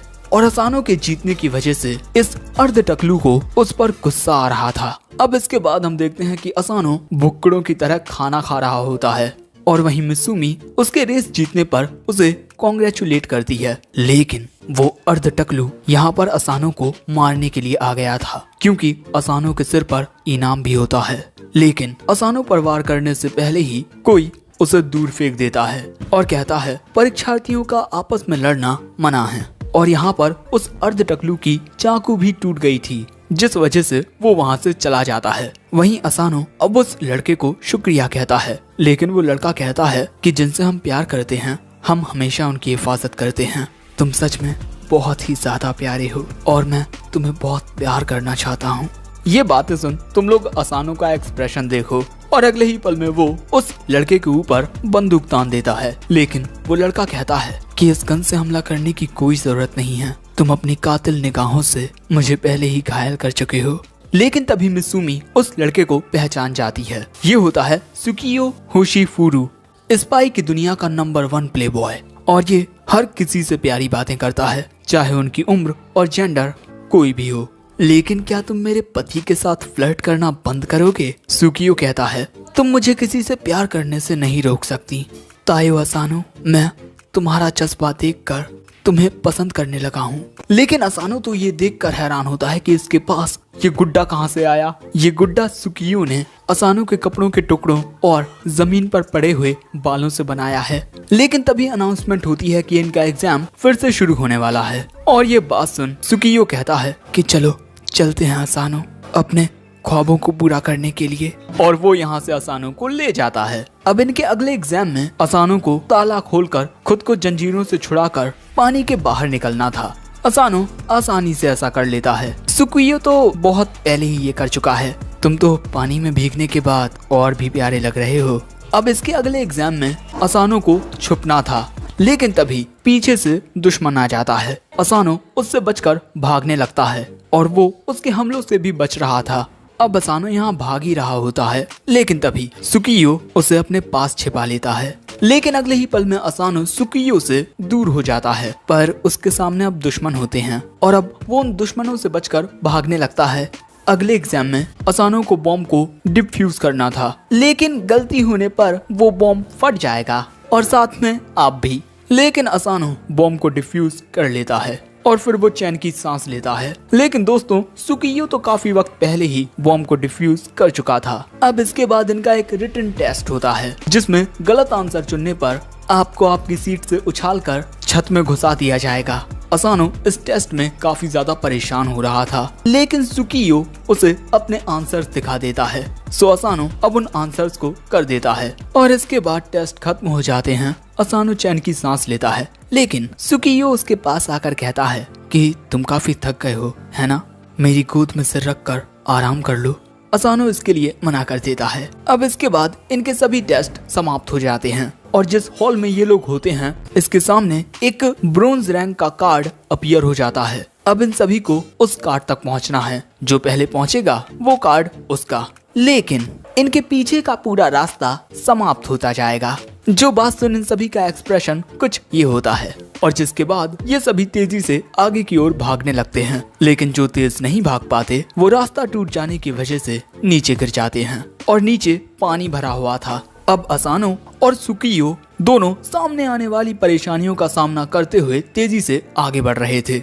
मिसाइलों से बचता हुआ असानो काफी कूल लग रहा था। और इसी के बाद हमें पता चलता है कि रेस में अब सिर्फ 4 लोग हैं। यार रेस में ये दद्दू क्या कर रहा है? लेकिन दोस्तों यहाँ पर जो अर्ध टकलू होता है वो असानो में अपनी कोहनी मार देता है, जिस वजह से असानो पीछे गिर जाता है और उसके पीछे का रास्ता अब टूट रहा था। लेकिन उसके नीचे गिरने से पहले ही सुकियो उसके पास आकर कहता है कि मैं तुम्हें इसीलिए पसंद करता हूँ क्योंकि तुम कभी हार नहीं मानते। और इसके बाद वो अपनी टेक्निक का यूज करके असानो को आगे की ओर उड़ा देता है। लेकिन दोस्तों वो खुद नीचे गिरने लगता है और इसके बाद वो रास्ता टूटना भी बंद हो जाता है। लेकिन दोस्तों इसके बाद हमें पता चलता है कि असानो ने सुकियो को नीचे गिरने से बचा लिया था। वो कहता है कि तुम मेरा हाथ छोड़ दो वरना तुम भी मेरे साथ नीचे गिर जाओगे। असानो कहता है नहीं, तुम मुझे इसीलिए पसंद करते हो कि मैं हार नहीं मानता, है ना? तो आखिर मैं यहाँ पर हार कैसे मान सकता हूँ? असानो की ये बात सुन सुकियो मुस्कुराता है और अपनी टेक्निक का यूज करके विंड प्रेशर क्रिएट करके कुछ इस तरह उड़ता हुआ असानो को लेकर ऊपर आ जाता है और कहता है असानो तायो तुम पास होते हो। और शायद से मैंने अब तक खुद को सही से इंट्रोड्यूस नहीं किया, है ना? मैं हूँ सिल्वर रैंक्ड स्पाई सुकियो होशिफुरु और मैं 112वें स्पाई लाइसेंस एग्जाम का प्रॉक्टर हूँ। हम सभी एग्जामाइंस की टेक्निकल स्किल्स और टैलेंट को ध्यान से ऑब्जर्व करते हैं। हमारी स्पाई एसोसिएशन में भरोसा बहुत मायने रखता है और सबसे ज्यादा मायने रखती है इंसानियत। इसके बाद हम देखते हैं कि गलत तरीके से अर्ध टकलू ने ब्रॉन्ज कार्ड को पा लिया था, लेकिन रेस में जो दद्दू थे वो उससे वो कार्ड लेकर उसे फेल घोषित कर देते हैं, जिससे उसे एक बहुत बड़ा झटका लगता है। और इसके बाद उस जगह पर एक और कार्ड अपीयर होता है और ये कार्ड सुकियो असानो को दे देता है। कॉन्ग्रेचुलेशंस, तुम पास हो गए हो तायो असानो। कार्ड लेकर असानो कहता है शुक्रिया, अब मैं समझा आप वो सब नाटक कर रहे थे, है ना, कि आप मुझे पसंद करते हैं। वो कहता है कि नहीं, मैं तुम्हें सच में बहुत पसंद करता हूँ। चलो असानो, अपने पास होने की खुशी में मुझे गले लगा लो। लेकिन असानो वहाँ से भाग लेता है। अब घर पर हम देखते हैं कि सभी लोग असानो के पास होने की खुशी में सेलिब्रेशन करने वाले हैं। लेकिन अगले ही पल में छत से नीचे गिरता है क्योइचिरो, जो देख मिसुमी पूछती है कि आप छत पर क्या कर रहे थे? वो बताता है कि उसने मिसुमी को देखने, उस पर नजर रखने के लिए काफी सारे सीक्रेट रास्ते बना रखे हैं। लेकिन तभी फुताबा को दाल में कुछ काला लगता है और वो क्योइचिरो को जाकर पकड़ लेती है, जिससे क्योइचिरो के पास से कुछ चीजें नीचे गिरती हैं, जिन्हें देख फुताबा समझ जाती है कि क्योइचिरो मिसुमी पर नजर रखने के अलावा कल उसे पूरा दिन डराता रहा। और इससे पहले कि क्योइचिरो कुछ कह पाता वो उसकी हड्डियां तोड़ देती है। और इसके बाद असानो की उसके ब्रॉन्ज कार्ड के साथ एक फोटो खिंचती है, जिसके बाद मिसुमी इस फोटो को अपनी एल्बम में लगा लेती है। ये होती है योजाकुरा फैमिली के रिकॉर्ड्स, जिसके बाद वो उस किताब को रख देती है और ये एपिसोड यहीं पर एंड हो जाता है। वैसे आज का एपिसोड तो काफी अच्छा लगा क्योंकि इसमें हमें एक नया कैरेक्टर देखने को मिला और काफी इंटरेस्टिंग कैरेक्टर था। वैसे तुम्हें सुकियो होशिफुरु का कैरेक्टर कैसा लगा कमेंट करके जरूर बताना, और ये एपिसोड कैसा लगा ये भी बताना। इस वीडियो पर जितना हो सके उतना लाइक कर दो, और हाँ इसी के साथ अगर चाहो तो हमारे चैनल की मेंबरशिप को भी ज्वाइन कर लो। जुलाई में काफी सारे न्यू एनिमे आने वाले हैं, उन्हें देखने के लिए हमारे चैनल को सब्सक्राइब करके नोटिफिकेशन बेल को ऑल पर सेट कर दो। और इसी तरह इन द एंड सायोनारा।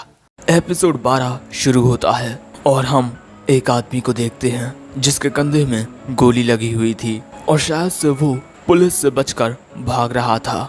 और उस वक्त बारिश हो रही थी, लेकिन तभी वहाँ एक लड़की आकर उस आदमी को अपने छाते से भीगने से बचा लेती है। और अब प्रेजेंट में हमें पता चलता है कि जेल से एक कैदी भाग निकला है और उसने एक नोट भी छोड़ा है, आज मैं जरा घूमने के लिए जा रहा हूँ। दूसरी ओर हम असानो को देखते हैं और वो देखता है कि उसके बैग में एक बुढ़ा होता है और इसके बाद वो बुढ़ा बैग से बाहर निकलने के बाद कहता है, मैं तुम्हारा ग्रैंडपा हूँ, नाइस टू मीट यू। लेकिन असानो उस पर अपनी गन से फायर कर देता है। सो अब इसके बाद मिसुमी आकर बताती है कि ये ग्रैंडपा बान है। तभी अयाका वहाँ आती है। अयाका को देख ग्रैंडपा बान कहते हैं कि योजाकुरा फैमिली मेड कब से रखने लगी, और वो भी इतनी प्यारी। क्या तुम मेरे साथ शॉपिंग चलना चाहोगी? और ग्रैंडपा बान को देख असानो सोचता है कि ये आदमी कौन है। और तभी ग्रैंडपा बान इनके पास आकर कहते हैं, तुमने बहुत ही अच्छे लड़के से शादी की है मिसुमी, ये लो तुम दोनों के लिए वेडिंग गिफ्ट / पॉकेट मनी। काश मैं तुम दोनों को बधाइयाँ देने के लिए जल्दी आ पाता। वैसे चलो असानो अपने नए ग्रैंडपा के साथ मजे करने के लिए। लेकिन तभी क्यूचिरो ग्रैंडपा बान को अपने जालों से जकड़ लेता है। और क्यूचिरो को जैसे ही पुलिस ने इन्फॉर्म किया कि ग्रैंडपा बान जेल से भाग गए हैं, वो तुरंत ही घर पर आ गया। और यहाँ हमें पता चलता है कि ग्रैंडपा बान अपने एक मिशन के लिए इस वक्त जेल में जासूसी कर रहे हैं और अंडरवर्ल्ड से रिलेटेड इंफॉर्मेशन को इकट्ठा कर रहे हैं। और क्यूचिरो इसीलिए ग्रैंडपा बान को पकड़ने के लिए आया है, क्योंकि वो लड़कियों को इम्प्रेस करने के लिए उन्हें अपनी फैमिली का कोई भी सीक्रेट बता सकते हैं। इसीलिए प्लीज आप शांति से मेरी बात मान लीजिए, क्योंकि मैं आपको नुकसान नहीं पहुंचाना चाहता। ये बात सुन ग्रैंडपा बान कहते हैं, शायद से तुम भूल गए हो कि तुम्हारी चड्डियां किसने बदली हैं। और इसके अगले ही पल में ग्रैंडपा बान क्यूचिरो के जाल से छूटकर उससे कहते हैं, अगर तुम मुझे रोक सकते हो तो रोक कर दिखाओ। और इसके अगले ही पल में वो वहाँ धमाका करते हैं। और अब जैसे ही वहाँ से धुआं हटता है, हमें पता चलता है कि ग्रैंडपा बान असानो को लेकर फुर्र हो गए हैं। अब यहाँ पर गोलियत एक फोटो लेकर आता है और ये फोटो देख मिसुमी किसी को कॉल करती है।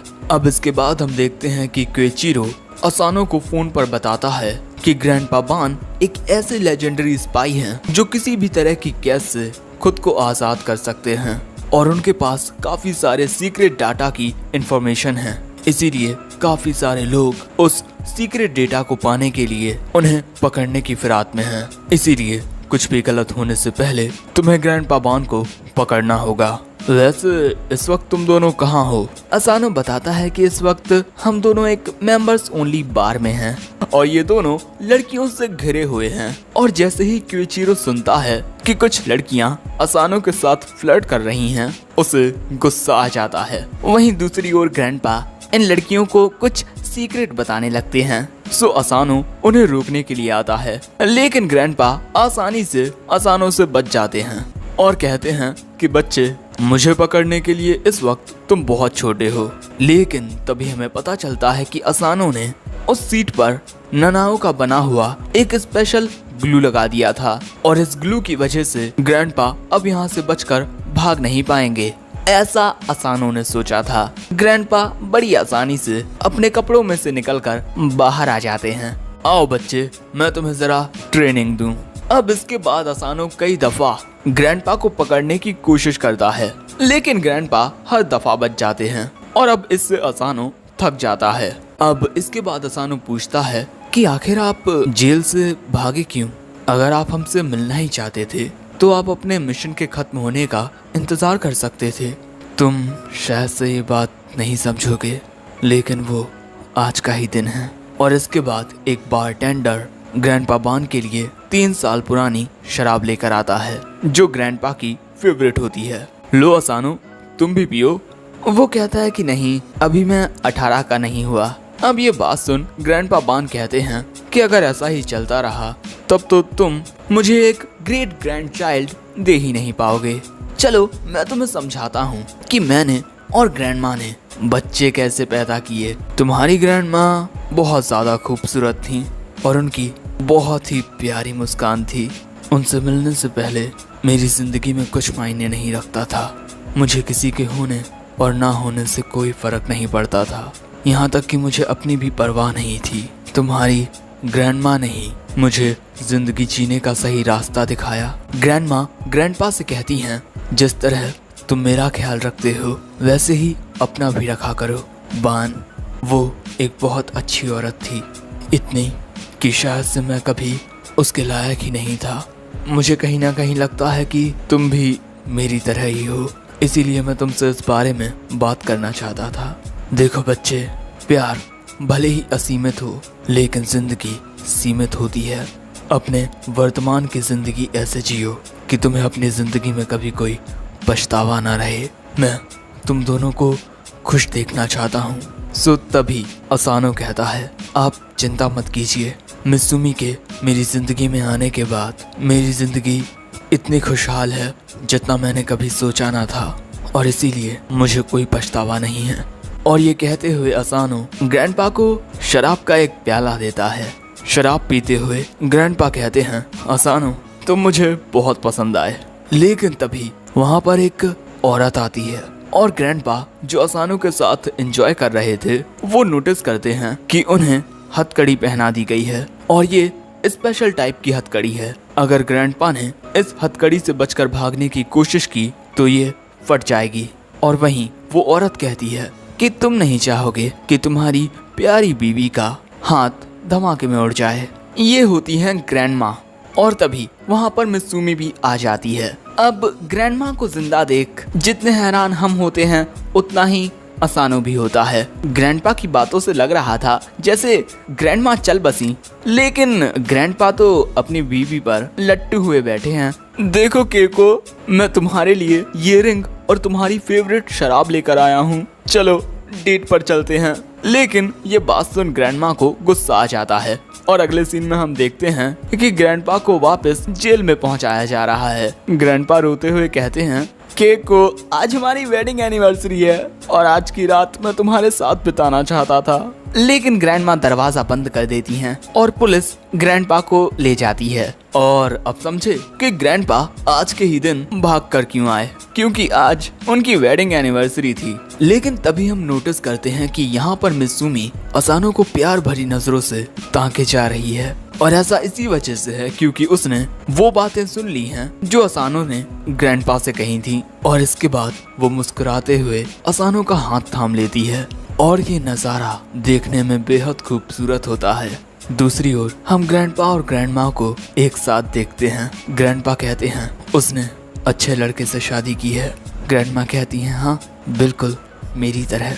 और इसके बाद हमें पता चलता है कि आखिरकार ग्रैंडपा ने ग्रैंडमा के साथ अपनी वेडिंग एनिवर्सरी मना ही ली। तो समझे दोस्तों, शुरुआत में हमने जो सीन देखा था उसमें बताया गया था कि किस तरह ग्रैंडपा और ग्रैंडमा मिले। लेकिन कुछ दिन बाद ग्रैंडपा फिर से आते हैं जेल से भागकर अपने पोते पोतियों से मिलने के लिए। लेकिन यहाँ अयाका उन्हें बताती है कि आज वो सभी फैमिली शॉपिंग के लिए गए हैं। अब इसके बाद हमें शॉपिंग मॉल का सीन दिखाया जाता है और यहाँ पर सभी लोग अपनी अपनी जरूरतों का सामान खरीदने के लिए अलग अलग रास्तों पर जाने वाले थे। लेकिन यहाँ पर फुताबा क्योइचिरो से बिल देने को कहती है क्योंकि वो घर का सबसे बड़ा बेटा है। क्योइचिरो का मन तो नहीं होता, लेकिन जब मित्सुमी उससे प्यार से कहती है तब वो उसे मना नहीं कर पाता।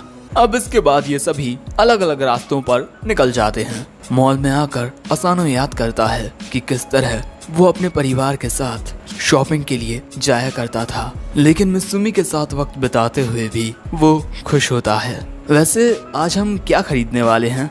मित्सुमी बताती है, टॉयलेट पेपर, दूध, अंडे, बुलेट्स, हैंड ग्रेनेड्स। और यहाँ हमें ये भी पता चलता है कि ये तीनों हीना गीकू भी इस मॉल में एक मूवी देखने के लिए आए हैं। अब इसके बाद असानो और मित्सुमी कुछ मशीन्स के पास आते हैं और शायद से इन मशीन्स के अंदर से आपको कम पैसों में काफी सारी चॉकलेट्स मिलती हैं। असानो को लगता है कि मित्सुमी छोटी बच्ची की तरह चॉकलेट खाना चाहती है, लेकिन उस मशीन के अंदर से हैंड ग्रेनेड्स निकल रही थी, जो देख असानो हैरान हो जाता है। अब इसके बाद ये दोनों चाय पीने के लिए एक लाइन में लगते हैं, लेकिन यहाँ पर मित्सुमी और इस रिसेप्शनिस्ट की बड़ी अजीब सी बातें होती हैं। इसके बाद मित्सुमी काफी सारी बुलेट्स भी खरीद लेती है और इसके बाद असानो को पता चलता है कि इस मॉल में अंडरवर्ल्ड से रिलेटेड हर एक सामान मिलता है।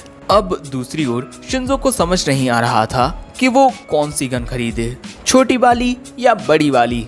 सो इसमें शियोन उसकी मदद करती है। तुम हमेशा राइट हैंड वाली चीज को खरीदते हो, लेकिन घर पर आने के बाद पछताते हो कि तुमने उसे क्यों खरीदा, इसीलिए तुम्हें लेफ्ट हैंड वाली चीज को खरीदना चाहिए। दूसरी ओर एक मस्कुलर जाइंट औरत फुताबा की मसाज कर रही थी और जिस तरह वो फुताबा की मसाज कर रही थी, बगल में मसाज ले रहे आदमी को लगता है कि कोई स्टील पाइप की बेंडिंग कर रहा है। दूसरी ओर ननाओ और केंगो भी अपने लिए जरूरतों का सामान खरीद रहे थे, लेकिन क्योइचिरो एक खुफिया रास्ते से एक औरत से एक किताब खरीदता है और बड़े खतरनाक तरीके से मुस्कुराता है। दूसरी ओर असानो अपनी एक शर्ट से खून के धब्बे साफ करवाता है और इसके बाद वो वापस मित्सुमी के पास जाने लगता है, लेकिन तभी एक रोती हुई बच्ची उसे पकड़ लेती है और इसके बाद जैसे ही वो मित्सुमी के पास पहुंचता है उस बच्ची को लेकर, मित्सुमी को लगता है कि ये बच्ची असानो का सीक्रेट लव चाइल्ड है, लेकिन असानो उसे बताता है कि ये बच्ची अपने पापा से अलग हो गई है। इसके बाद हमें इस बच्ची का नाम पता चलता है, सुजू, और वो बताती है कि कुछ डरावने लोग उसके पापा को ले गए। मित्सुमी पूछती है कि वो तुम्हारे पापा को कहाँ ले गए हैं। सुजू कहती है उन्होंने कहा चलो नीचे बात करते हैं। अब ये बात सुनते ही ये तीनों लिफ्ट से नीचे जाने लगते हैं और हमें पता चलता है कि इस मॉल के नीचे एक ब्लैक मार्केट है और ये नीचे की जगह सच में काफी ज्यादा खतरनाक होती है। असानो तो काफी ज्यादा घबरा रहा था क्योंकि इस जगह पर तुम्हारे साथ कुछ भी हो सकता है, कोई भी तुम्हें मारकर तुम्हारे शरीर के अंगों को बेच सकता है। उस बच्ची को भी डर लग रहा था।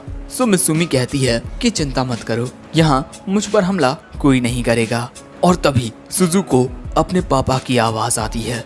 हम देखते हैं कि एक आदमी सुजू के पापा से कहता है कि तेरी एक बच्ची क्या हो गई, तू तो बदल ही गया और इस बदलाव की कीमत तुझे अपनी जान देकर चुकानी होगी। लेकिन उसके कुछ करने से पहले ही असानो उस आदमी पर अपनी गन से शूट कर देता है, जिसके बाद वो बच्ची भी अपने पापा से मिल जाती है। लेकिन तभी यहाँ पर मौजूद सभी लोग इन्हें घेर लेते हैं और भले से ही ये लोग मित्सुमी को कुछ नहीं करेंगे, लेकिन असानो को ये लोग मार ही सकते हैं क्योंकि असानो के ऊपर 5 लाख का इनाम है। जो बात जानकर असानो की हालत खराब हो जाती है और तभी काफी सारे लोग असानो को मारने के लिए उसके ऊपर टूट पड़ते हैं, लेकिन अगले ही पल में खत्म हो जाते हैं क्योंकि वहाँ पर क्योइचिरो आ जाता है। यहाँ पर असानो क्योइचिरो के पास एक किताब देखता है, कंप्लीट कलेक्शन ऑफ टॉर्चर, जो देखिए समझ जाते हैं कि आखिर क्योइचिरो ने असानो को क्यों बचाया, क्योंकि वो असानो को टॉर्चर कर सके। लेकिन क्योइचिरो के आने के बाद भी ये टकलू हार नहीं मानता और कहता है कि अगर हम सभी एक साथ मिल जाएं तो इन्हें हरा सकते हैं। लेकिन तभी वहाँ पर ये सब भी आ जाते हैं और अपने अपने तरीके से तबाही मचाने लगते हैं और सब कुछ तहस महस करने के बाद शांति से वहाँ से चले जाते हैं। ये टकलू इन सभी से बदला लेने की कसम खाता है, लेकिन तभी बिल्डिंग टूटकर इसी के ऊपर गिर जाती है। पूरा का पूरा शॉपिंग मॉल ढह जाता है, चारों ओर अफरा तफरी मच जाती है, लेकिन ये तीनों मस्त मजे से मूवी का मजा ले रहे हैं। सेजी भी समझ जाता है कि आखिर ये किसका काम है और ये न्यूज टीवी पर भी आने लगती है और दूसरी ओर ये सभी मस्त स्टाइल में आ रहे थे और इनके पीछे का शॉपिंग मॉल ढहता जा रहा था। मित्सुमी खुश होती है कि वो बच्ची फिर से अपने पापा से मिल गई और तभी क्योइचिरो असानो से कहता है कि तुम एक छोटा सा मामला भी खुद नहीं संभाल सकते, तुम सच में चिरकुट हो। सो फुताबा क्योइचिरो को दूर फेंक देती है। वहीं असानो और मित्सुमी डिसाइड करते हैं कि वो दोनों यहाँ पर फिर आएंगे। बेचारा क्योइचिरो पीछे पड़ा रह जाता है और ये सभी आगे बढ़ते रहते हैं और इसी के साथ ये एपिसोड एंड हो जाता है। तो ये हमारी इस सीरीज का लास्ट एपिसोड था। मैं ऐसा नहीं कहूँगा क्योंकि ये सीरीज काफी लंबी है, इसके 27 एपिसोड्स हैं, यानी अभी ये 3-4 महीने और चलेगी। तो उदास मत होना, मस्त से एंजॉय करते रहो और अभी के अभी चैनल को सब्सक्राइब भी कर लो क्योंकि जुलाई में काफी सारे न्यू एनिमे आने वाले हैं। तो इसके लिए तुम कितने ज्यादा एक्साइटेड हो कमेंट करके बताओ। वीडियो पसंद आया हो तो लाइक, कमेंट और शेयर कर दो। And in the end, thanks for watching. Sayonara.